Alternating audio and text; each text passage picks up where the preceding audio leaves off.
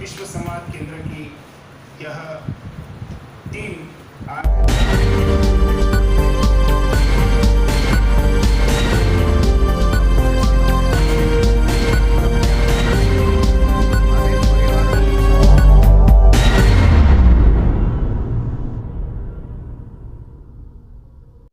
नमस्कार, जय हिंद, वंदे मातरम। हम बात करने जा रहे हैं बाबा राव पुराणिक की। बाबा राव पुराणिक एक स्वयंसेवक हैं, प्रचारक हैं और ऐसे प्रचारक हैं जिन्हें हम हमेशा याद रख सकते हैं। बाबा राव पुराणिक पर विश्व संवाद केंद्र ने हाल ही में एक किताब का प्रकाशन किया है, जिसका विमोचन राष्ट्रीय स्वयं संघ के अखिल भारतीय पदाधिकारी डॉक्टर मनमोहन वैद ने किया है। इस किताब की खूबी यह है कि इस किताब में बाबा राव पुराणिक को आप जान जाएंगे। अगर आप उनसे नहीं मिले हैं तो आप उन्हें पहचान जाएंगे कि बाबा राव पुराणिक कौन थे। बाबा राव पुराणिक से जांजगीर, चांपा, कोरबा, अंबिकापुर, सरगुजा के बहुत से स्वयंसेवक परिचित हैं। कुछ नाम से परिचित हैं, कुछ बाबा राव के आने जाने के उस माहौल को जानते हैं कि बाबा राव पुराणिक स्वयंसेवकों के घर आते जाते हैं और उनके बाद से लोग प्रभावित होकर स्वयंसेवक बन जाते हैं। बाबा राव पुराणिक आज हमारे बीच नहीं है, लेकिन उनका जो कार्य है वो हमें प्रभावित करता है और देश प्रेम के लिए किस हद तक जाके हम काम कर सकते हैं इसकी प्रेरणा देता है। बाबा राव पुराणिक अपने आप में एक नायक हैं। हालांकि कोई स्वयंसेवक बहुत ही सादगी से जीते हैं, पर इस सादगी में भी बाबा राव पुराणिक का नाम जब हम लेंगे तो एक संगीतकार, एक गीतकार, एक चित्रकार और एक हुलिया बदलने में, भेष बदलने में और स्वरूप गढ़ने में माहिर बाबा राव पुराणिक जी थे। हालांकि उन्होंने इस सारी चीज़ों को अपने देश के लिए निछावर कर दिया। वो अपना हुलिया बदलते थे तो देश के लिए, वो गीत गाते थे तो देश के लिए, वो चित्रकारी करते थे तो देश के लिए। उनके लिए कई तरह की बातें हैं। प्रचारक थे, यहाँ से वहाँ जाते थे, उनके पास एक जावा था, वो जावा बड़ा ही प्रसिद्ध था। लोग उसकी आवाज़ से जान जाते थे कि बाबा राव जी आ गए। हालांकि बाबा राव जी ट्रेन, बस सभी में सफ़र करते थे, पर उनका जावा बड़ा प्रसिद्ध था। वो कई गाँवों में खड़ा रहता था, क्योंकि कभी न कभी ख़राब हो जाता था तो जिस गाँव में बाबा जी जाते थे वहीं वो गाड़ी रख देते थे और आगे पड़ाव बस से करते थे, बैलगाड़ी से करते थे, साइकिल से करते थे। बाबा राव पुराणिक सबसे ज़्यादा समय सरगुजा, जांजगीर, जसपुर में बिताए हैं। तो वहाँ के जो वरिष्ठ स्वयंसेवक हैं वो बाबा राव जी को अच्छे से जानते हैं। बाबा राव जी के बारे में हम जितना कहें कम है। वो एक प्रचारक ऐसे थे जो एक महान नायक थे।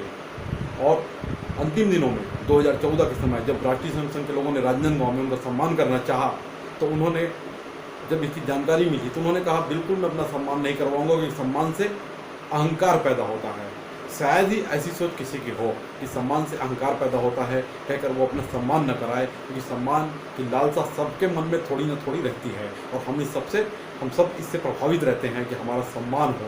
लेकिन शायद ही कोई व्यक्ति मिले जो ऐसा काम करने के बाद ये सोचे कि उसका सम्मान ना हो।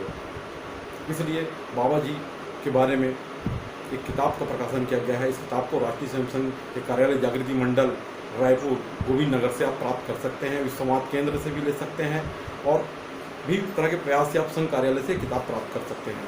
इस किताब में उन स्वयंसेवकों का लेख है जो बाबा राव जी के साथ रहे हैं। बाबा राव पुराणिक जी का जन्म वर्धा में हुआ था और 1931 में उनका जन्म हुआ था। उन्होंने वर्धा में रहते हुए स्वयंसेवक के लिए काम किया, राष्ट्रीय स्वयंसेवक से जुड़े रहे, आपातकाल से जुड़े रहे, लेकिन उनका कार्यक्षेत्र छत्तीसगढ़ रहा। छत्तीसगढ़ में भी ज़्यादातर जांजगीर, चांपा, कोरबा, अंबिकापुर, जसपुर रहा। वह वनवासी कल्याण आश्रम से भी जुड़े रहे। आपातकाल के दिनों में बाबा राव पुराणिक छत्तीसगढ़ में ही घूमते रहे, भेष बदल कर घूमते रहे। सीआईडी और पुलिस उनके पीछे रही पर उन्हें कभी गिरफ्तार नहीं कर पाई। और रात में, दोपहर में, तड़के सुबह किसी भी स्वयंसेवक के घर पहुंच जाते थे। बदले हुए हुलिया में पहुंचते थे। उन्होंने टोपी पहन रखा था, उन्होंने कोट पहन रखा था।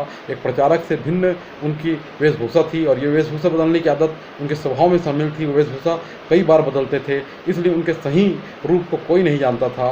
वो अपने बदले हुए वेशभूषा में सभी स्वयंसेवकों से संपर्क में थे। जो जेल के अंदर थे उनके परिवारों को मिलकर वो दिलासा देते थे कि वो चिंता न करे, सब ठीक हो जाएगा। और जो जेल जाने से बचे हुए थे उन्हें सुरक्षित रहने की सलाह देते थे कि कैसे बचा जाए, कैसे पुलिस के लोगों को चकमा दिया जाए और किस तरह भूमिगत रहकर, अंडरग्राउंड रहकर देश की सेवा की जा सकती है। और वह ये काम में खुद लगे हुए थे और लोगों को भी लगा के रखे थे।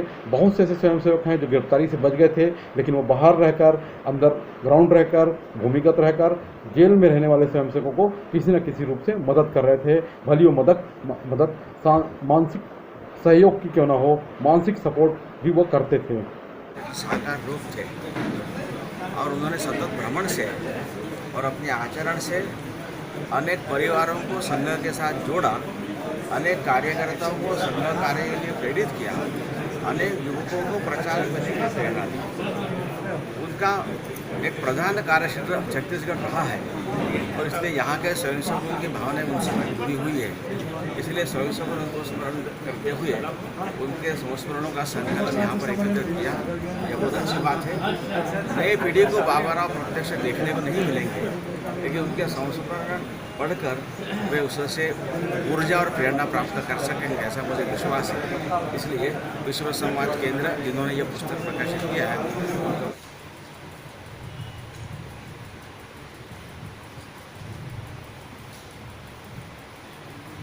अत्यंत कठोर जीवन में अति कठोरता स्वयं के लिए और समाज के लिए, अति सहज सरल व्यक्तित्व के धनी हमारे माननीय बाबा राव पुराणिक जी के जीवन पर यह पुस्तक का विमोचन हो रहा है।